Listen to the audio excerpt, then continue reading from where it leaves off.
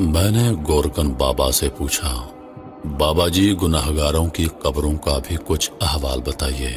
بابا جی افسردہ لہجے میں بولے، اب آدمی کی قبر تیار کرتے ہوئے بہت مشقت کرنا پڑتی ہے۔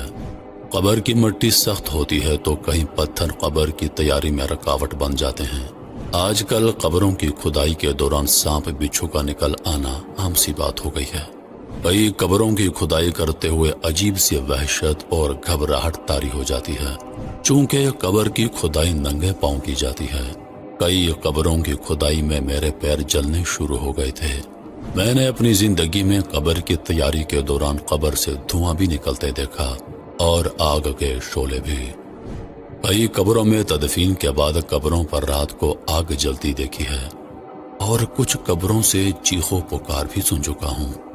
یہ باتیں بابا جی میرے مختلف سوالوں کے جواب میں مجھے بتا رہے تھے، اور عالم تصور میں اپنی قبر کی فکر میں گم ہو گیا کہ نہ جانے میری قبر سے روشنی نکل کر گورکن کا وجود روشن کرے گی یا گورکن کے پیر جلا ڈالے گی، اور پھر کیا خبر قبر بھی نصیب ہو کہ نہ ہو۔ یہ میری آپ کی فانی زندگی کی حقیقتیں ہیں جو میں آپ کی خدمت میں عرض کر رہا ہوں۔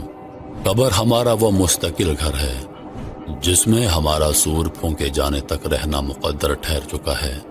کبھی کبھی اپنے دلوں کو مو لینے والے عارضی گھروں کو کچھ دیر کے لیے فراموش کر کے قبرستان میں جہاں میں اور آپ اپنی مستقل رہائش اختیار کرنے والے ہیں، وہاں جا کر ان کے مکینوں کے رہائش گاہوں کو بھی دیکھ کر آیا کریں، تاکہ اپنی رہائش گاہ کے پلاٹ کا بھی اندازہ ہو، اور اس میں اپنی رہائش کے لیے خیالوں اور تصور میں تانے بانے بھی بنتے رہا کریں۔ قبرستان دنیا کی واحد انٹرنیشنل ہاؤسنگ سوسائٹی ہے جس میں آپ کو 2 گز کا پلاٹ بغیر ترقیاتی کاموں کے ملتا ہے، جہاں ہر فرد کو اپنے پلاٹ میں روشنی، کشادگی، خوشگوار ہواؤں اور باغات وغیرہ کا انتظام پہلے سے خود کر کے آنا پڑتا ہے۔ لہٰذا کیا ہی اچھا ہو کہ جب میں اور آپ اپنے مستقل گھروں کو جائیں تو سارے انتظامات پہلے سے مکمل ہوں، اور کمی ہو تو صرف میری اور آپ کی آمد کی۔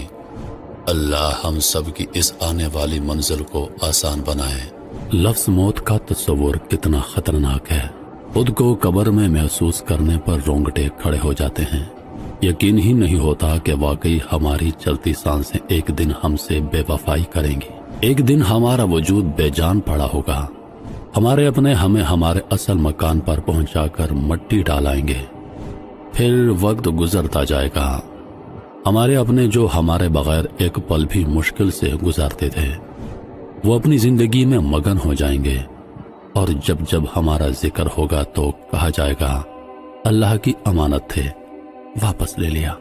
اس کا وقت آ گیا تھا، اللہ کو جو منظور، اور ہم ماضی بن کر ایک دن بھلا دیے جائیں گے۔ سچ میں اس حقیقت کا تصور ہی جھنجھوڑ کے رکھ دیتا ہے، مگر پھر بھی ہم منہ موڑے ہوئے ہیں۔